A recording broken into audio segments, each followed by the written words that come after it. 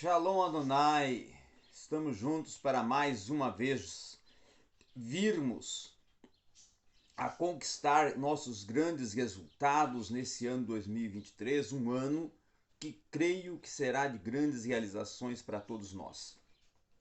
Prezados, vamos hoje já para a nossa quarta aula de História da Igreja e vamos iniciar com a temática a partir de o martírio de Policarpo. E aí, já no ano 177 depois de Cristo, nós vamos dar início dentro dessa proposta, tá? Depois nós vamos entrar perseguição na França e vamos indo até chegarmos próximo do ano 190 depois de Cristo, para que na quinta aula nós prossigamos a partir do ano 200 depois de Cristo, ok?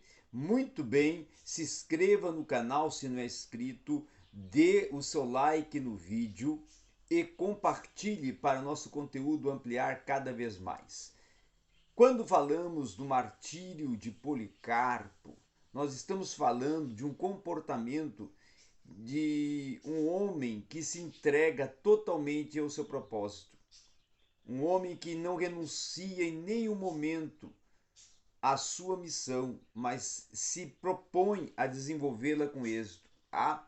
Quando os oficiais públicos, aqueles que eram os responsáveis pelo mar, para condenar e para não só condenar, mas também oficializar o martírio e assim proceder com todo o trâmite do martírio, esses oficiais públicos estavam já à porta da casa de Policarpo e ele os convida a entrar. Então ele já tinha consciência de que isto estava para ocorrer com ele, o martírio, e ele os convida a entrar. Na sequência ele pede que eles fossem alimentados com carne, bebida, e pede para conceder pede a eles que concedessem a ele, Policarpo, a oportunidade de ter uma hora de oração silenciosa.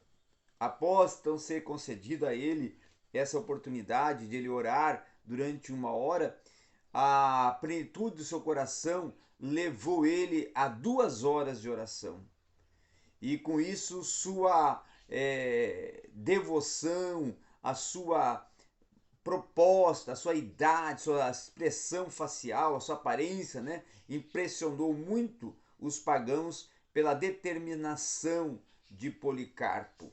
E ele devia ter já próximo dos seus 90 anos de idade. Então ele ter essa decisão, ter essa força, esse ânimo, essa pujança, essa convicção, foi o que impressionou a todos. Então chegou o momento de levar ele para a cidade, onde ele ia já ser submetido ao procedimento do martírio. O procônsul aparentemente não era pessoalmente hostil contra os cristãos, não tinha aquela hostilidade por parte do procônsul para com os cristãos desse período de 177 depois de Cristo, tá?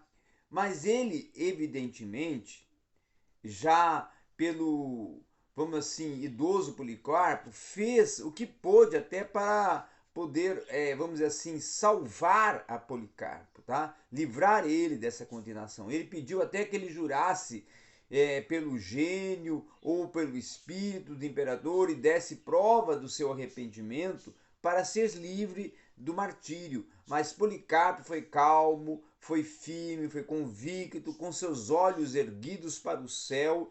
Policarpo proclamou ao procônsul e pediu-lhe dizendo: negue o procônsul não pede a Policarpo, né? Negue a Cristo e te libertaremos. Mas daí o Policarpo respondeu: 86 anos eu tenho servido e ele só me fez bem. E como eu poderia negá-lo, o meu Senhor e Salvador? Então, desde os 4 anos, Policarpo declara que já estava dedicado, convicto, seguindo, cumprindo uma atividade, uma vida de, vamos assim, dedicação, devoção à causa de Cristo. Aí o governador, vendo que tantas promessas como as ameaças que eram em vão, né? Não adiantava eles ameaçar, não adiantava eles forçar ele de uma forma ou outra, foi forçado então a proclamar no anfiteatro que Policarpo continuava se declarando cristão, continuava convicto da sua proposta e da sua missão e não negava.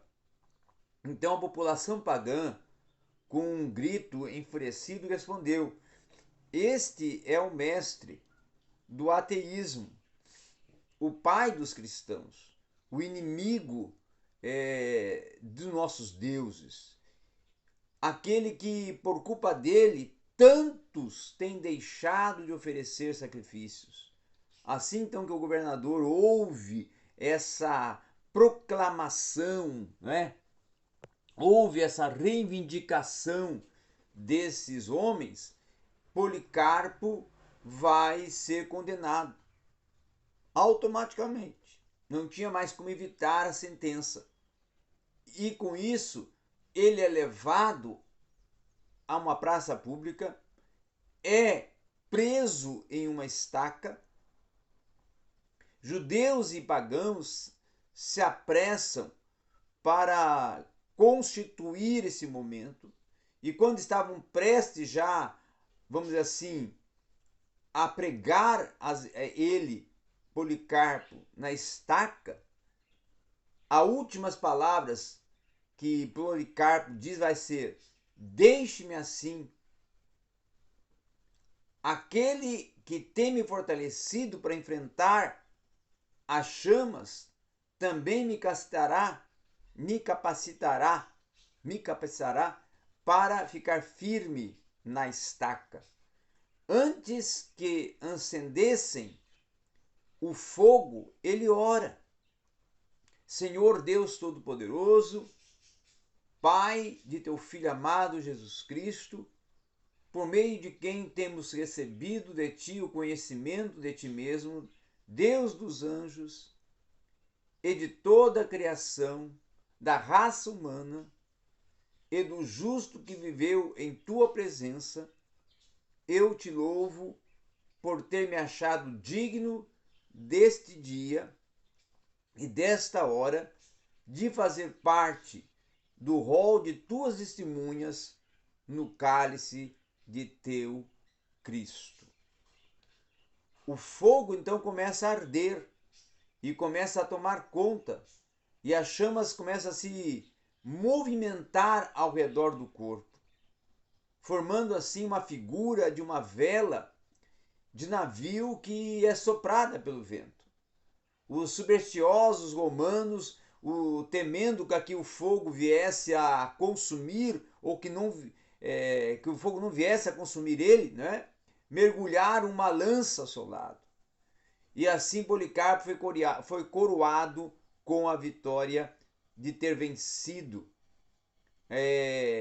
aquele momento, morrer, mas ao mesmo tempo vencer, porque para ele o morrer era vencer.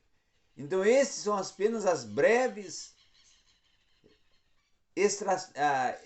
relatos e extrações, tá? Que nós podemos falar e mencionar desta morte de Policarpo, desse martírio de Policarpo. O procônsul também, cansado de tanto abate, se recusou até absolutamente a ter mais, vamos dizer assim, embates contra cristãos trazidos perante o tribunal. Com o manifestar e com a manifesta mão do Senhor nessa maravilhosa e repentina mudança, tá? Ele já tinha limitado os dias da tribulação deles antes de serem lançados na fornalha. Nós vamos ver também que as perseguições na França, como eu falei que nós trabalharíamos já na segunda parte da aula, elas vão ter parte dentro da proposta do governo de Marco Aurélio, do imperador Marco Aurélio, que vai acontecer na França exatamente 10 anos a perseguição, tá? Na Ásia.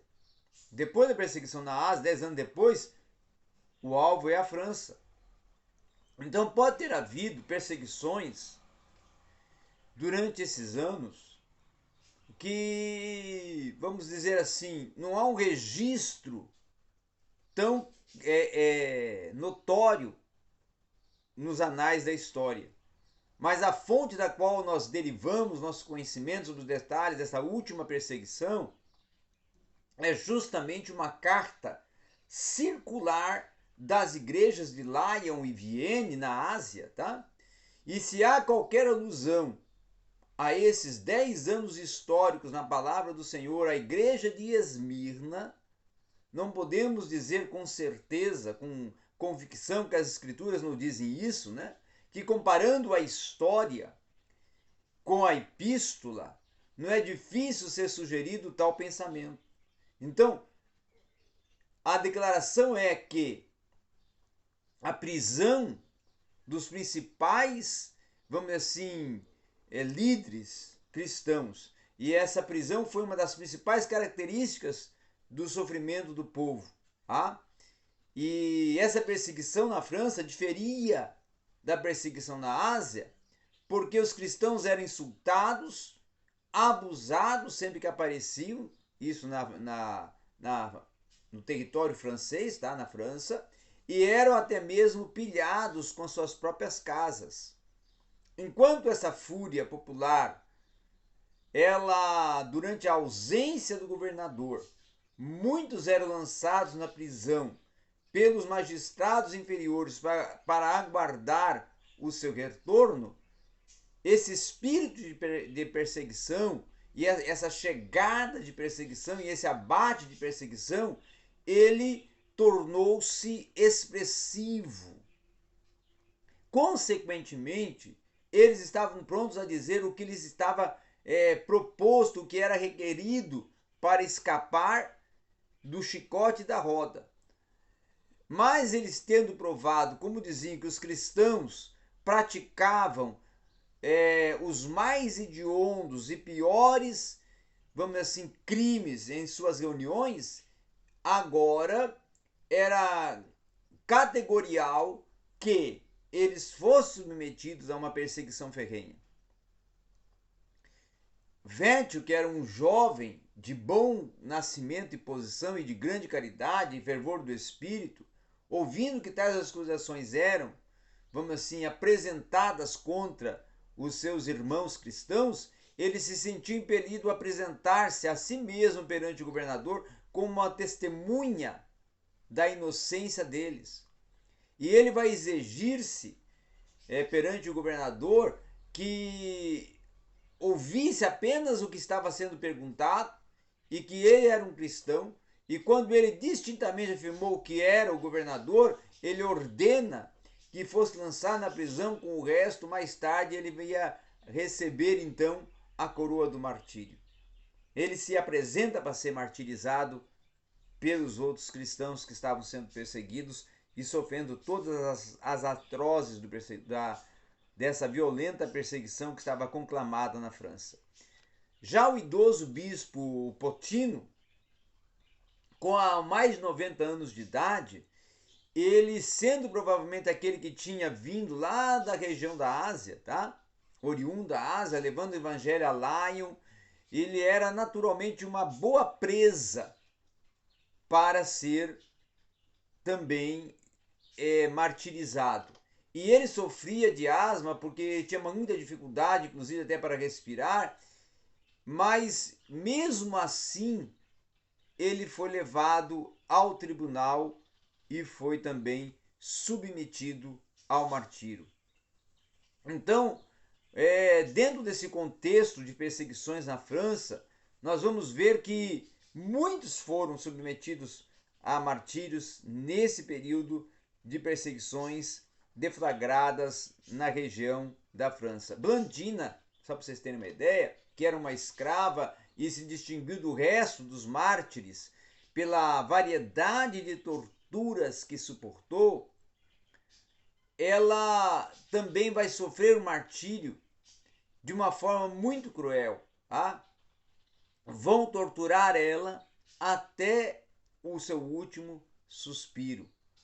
Dia após dia, então, era levado como um espetáculo público de sofrimento cada um dos cristãos que eles iam prendendo e condenando a martírio, e eram mortos com mortes praticamente de tortura para servir de espetáculo nos anfiteatros e servir de espetáculo nas praças públicas e também nas arenas.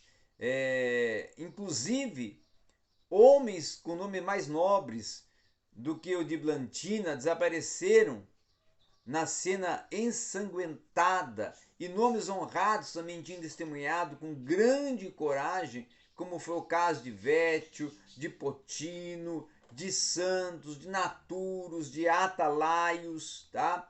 Que dentro desse contexto desses homens todos que foram, vamos assim, consumidos de uma forma cruel através de torturas, nós vamos ter também, quem sabe, a pessoa de Blantina, dessa escrava e da sua senhora, como o martírio mais cruel. Por quê? Porque eles se levaram alguns dias para vir a conclamar, a findar com todo o staff da tortura.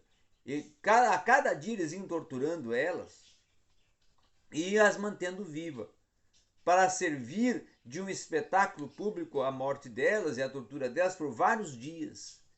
Tá? Então eles foram a cada dia torturando,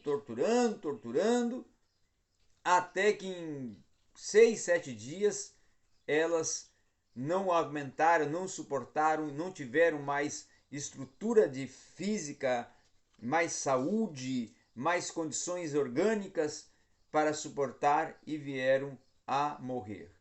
Agora, só para vocês terem ideia, que com toda essa perseguição, alguns cristãos conseguiram resistir, fugir, né? E se retirar para um local aonde eles estavam aparentemente livres de serem presos, e ali entraram em um período extenso de oração. E com isso começou-se a surgir uma oportunização para um novo tempo e uma nova pacificação, e virar contra os pagãos a circunstância e a situação. Por quê? Porque o próprio império se propõe então a apaziguar a situação e dar fim a esse momento de perseguição dos pagãos, com o apoio do império contra os cristãos. A partir da próxima aula, nós já vamos ver já um novo tempo, que é justamente a história interna da igreja, vindo a entrarmos no ano já de 200 depois de Cristo e irmos até o ano 245. Dando introdução já a essa proposta, nós vamos dizer que o ano de 200 nós começa dentro de uma proposta de uma nova etapa, aonde aqueles que eram seguidores imediatos dos apóstolos e os pais da igreja começam a se destacar e vão começar com as suas propostas, com os seus projetos, a ampliar e a projetar novos tempos, novos rumos, novos momentos para a história da igreja, tá? Por exemplo, o clericalismo, o ministério e a responsabilidade individual vai começar, claro, que é a partir de Inácio, né? Depois também vai ter uma continuidade com Justino Mártir. Porém, vai vir outros que nós vamos estudar que vão marcar todo esse contexto histórico desse período interno de estruturação e continuidade do trabalho iniciado pelos apóstolos. Obrigado a todos, essa foi a nossa quarta aula. A quinta aula nós vamos iniciar daqui a pouco.